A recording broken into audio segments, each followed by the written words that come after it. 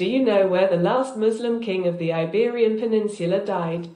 King Abu Abdullah Muhammad, nicknamed Boabdil, El Rey Chico, the Child King, El Moro, the Moor, Azorbi, the Unfortunate, or the last Nasrid king of Granada, died in 1494, in Tlemcen, the place of his final exile. Tlemcen was then the capital of a kingdom, called the Zianid Kingdom, which lasted from 1239 to 1554. This kingdom was located in a geographical area that is historically called the Central Maghreb and which today corresponds to a large part of present-day Algeria. In what context did Boabdil have to go into exile? For decades, the advance of Christian troops in the midst of the Reconquest had been supported by the Pope, himself of Spanish origin. This Pope authorized and encouraged the recruitment of soldiers from outside the Iberian Peninsula, which considerably changed the political map of the kingdoms of Aragon and Castile. The last Nasrid king, Abu Abdullah Muhammad, known as Boabdil, who ruled the last Muslim kingdom on Spanish soil, was subject to enormous external and internal constraints. Crises erupted in the heart of the Nasrid family and was stirred up by enemies on the lookout for the slightest dissension. The official capitulation of the last Nasrid king of Granada, on January 2, 1492, put an end to nearly 8 centuries of Muslim presence and domination on the Iberian Peninsula. In 1492, the king, nicknamed Boabdil, left Andarax, a small village perched in the Alpujarras Mountains, between Granada and Almeria. He decided to go to the southern shore of the Mediterranean, to the central Maghreb, more precisely, to the Zianid capital, Tlemcen. The destination of Tlemcen was mentioned by Fernando de Zafra, 1444 to 1508, secretary at the court of the Catholic kings, responsible for supervising the passage to Africa of the exiled Moors, in a letter addressed to the King of Aragon and Castile, on the 9th of December 1492. This same information was taken up by 2 historians or researchers, in particular, the German Georg Horn, 1620 to 1670, in the 17th century, professor of history at the universities of Harderwijk and Leiden, in the Netherlands, who specified in Latin, in a work strangely titled Noah's Ark, Ferdinand and Isabella besieged Granada and seized it in the year 1492, while its last king, Abu Abdullah, nicknamed Az Zorbi, the Unfortunate, went into exile in Africa, near the king of Tlemcen, who granted him asylum, and surrendered the domination of the Moors in Spain. The British Leonard Patrick Harvey, 1929 to 2018, in the 20th and 21st century, head of department at King's College, University of London, in his book on Muslim Spain from 1250 to 1500. Why did Boabdil choose to go into exile in Tlemcen? Before answering this question, let's recall some historical links between the Central Maghreb and the Iberian Peninsula. Strong links have been forged over the centuries between the Iberian Peninsula and the Central Maghreb. There were blood ties between Barbary and the population of Al-Andalus. It was in Tlemcen that Tario ibn Ziyad, of the Ul Hassa tribe, located, at that time, in the Rachgun region, near the mouth of Wed Tafna, began negotiations with Count Julian, governor of Ceuta, to prepare for the Muslim conquest of the Iberian Peninsula. The appellations Bab Ilan, Julian's Door in Tlemcen, and Jebel Tariq, Gibraltar recall these historical events. The troops engaged to prepare the conquest of Hispania were for a large number from the Central Maghreb. Granada and its surroundings shared a particular common history with certain regions of present-day Algeria. The Taifa of Granada, or the Zirid Kingdom of Granada, was born in 1013 from the dislocation of the Caliphate of Córdoba. 4 kings succeeded each other for 80 years, all from the Zirid dynasty, a Berber dynasty from Algeria. Zawi ibn Ziri founded the new capital city, which he baptized Madinat Gharnata, that is to say the city of Granada. The area occupied was that of the current Albasan district. Under the Zirids, the city extended over 75 hectares. In the Kasbah Kadima was the palace of the Zirid kings.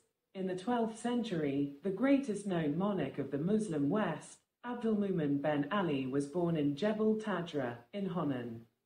His great tribe, the Comia, constituted the main support of the throne and provided the most important body of the Almohad Empire, 1147 to 1269. The Ziyonid dynasty and the Nasrid dynasty were born concomitantly. The city of Tlemcen was for 3 centuries, more precisely, from 1239 to 1554, the capital of a kingdom ruled by Berbers, the Abdelouadites or Beni Zion, also known as Ziyonids. The city shined for a long time, considered as a center of science, culture and refinement in the image of the Arab-Berber Andalusian civilization at its peak. It must be said that since the fall of Cordoba in 1236, the city of Tlemcen had been home to many Andalusian refugees. We are talking about 50,000 refugees, who integrated and fully contributed to the development of the city and the Ziyonid kingdom. Andalusian culture mingled with Arab-Berber culture to such an extent that all the monuments of present-day Algeria built between the 12th and 16th centuries are of Andalusian art.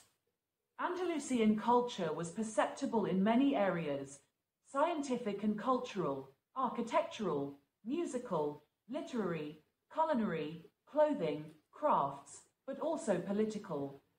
Some Ziyonid kings were educated at the court of Granada and concluded defense agreements with the Nasrid kings.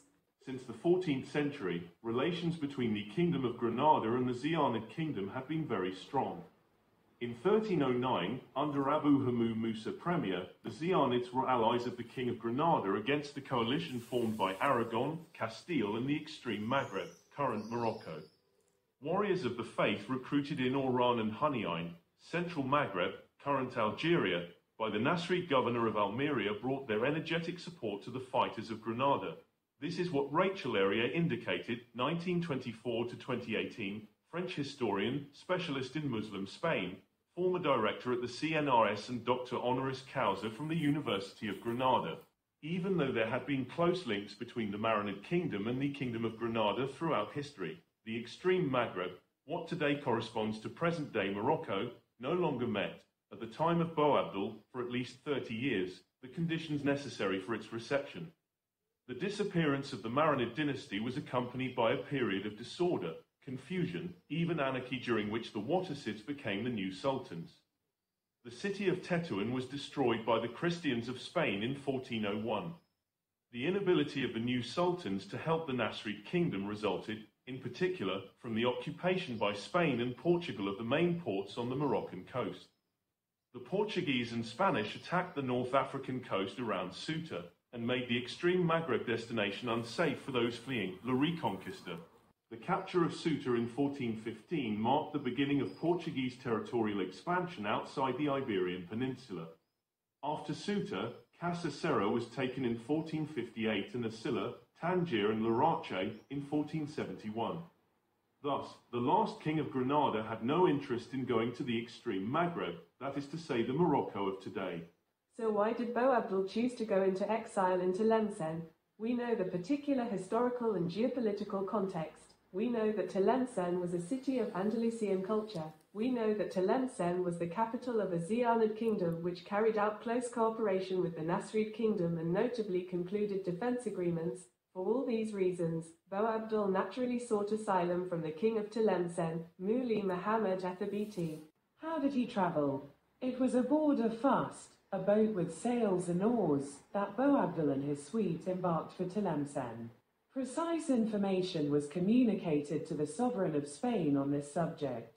Vessels were plural, a whole court moved. The North African coast and the Spanish coast form, near the Strait of Gibraltar, a large channel where a general current of surface water from the Mediterranean flows eastward. Spanish boats from Almeria or Malaga could, without difficulty, let themselves be carried by the winds and currents to dock at Hunayn, port of the Ziyonid kingdom. The crossing took 2 days. These marine currents had been known since antiquity. Who did he travel with? We learn in a book that an ecclesiastic, named Lorenzo, embarked with Boabdil and his retinue. Lorenzo would have disguised himself as an Andalusian Moor to monitor all Boabdil's actions for a year. At the end of his secret exploration in the heart of the Kingdom of Tlemcen, he wrote a report intended for the King of Spain. This document would have been very useful for the upcoming steps, according to some testimonies. This is explained to us, in particular, by Nelly Blum, Professor of History at the College of Oran, in his work published in 1898, entitled The Ximenez Crusade in Africa. This information is also recalled by Leon Jules Didier, 1865 to 1932, a former student of St. Cyr, who became a brigadier general in the French army, who in 1931 published a book on the history of the city of Oran. A determining material proof of the exile in Tlemcen of Boabdil, the epitaph or the tombstone, from the first years of French colonization, 1830 to 1962, the troops of the military engineers began the drilling in the heart of the multi-secular city and the demolition of several buildings in order to build traffic routes.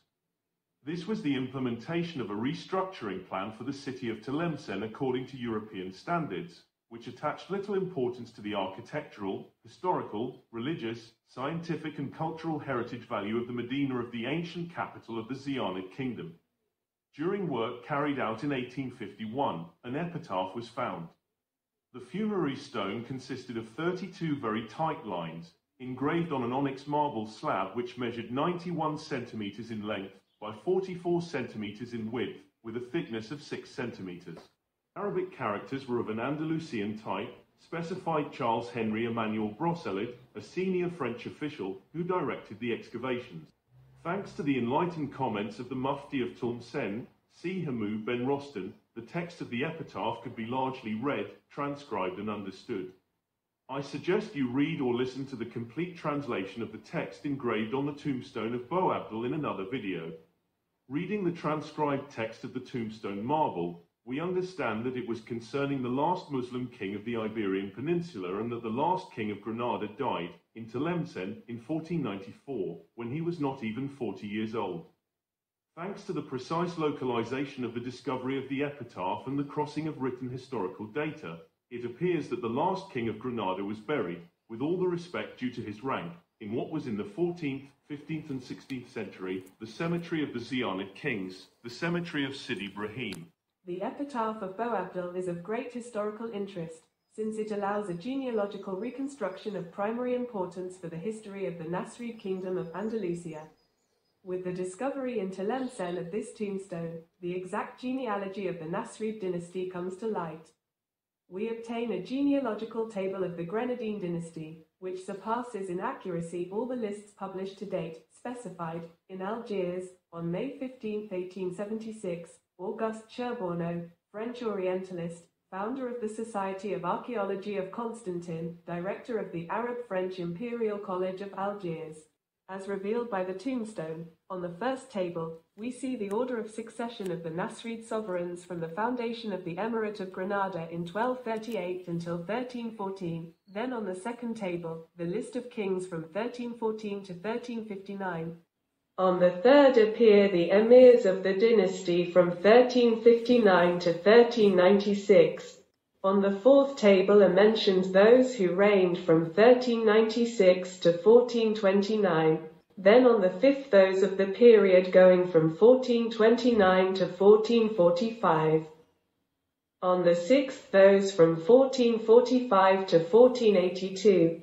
Finally on the seventh and last table, Boabdil closes the list of the Nasrid dynasty. The funerary stone was transported to Paris to be shown, in the Parc du Trocadero, at the Universal Exhibition of 1878. This Universal Exhibition organized, in the French capital, from May 20 to November 10, 1878, welcomed more than 16 million visitors, an unequaled success until that date. Back to Algeria, the epitaph of the last Nasrid king of Granada disappeared from the Museum of Tlemcen, at the end of the 19th century at the beginning of the 20th century in mysterious circumstances. An international appeal for the search for this piece was launched by the Algerian National Agency for Archaeology and the Protection of Historic Sites and Monuments, in April 1992, on the occasion of the Universal Exhibition in Seville. It seems that this call went unanswered.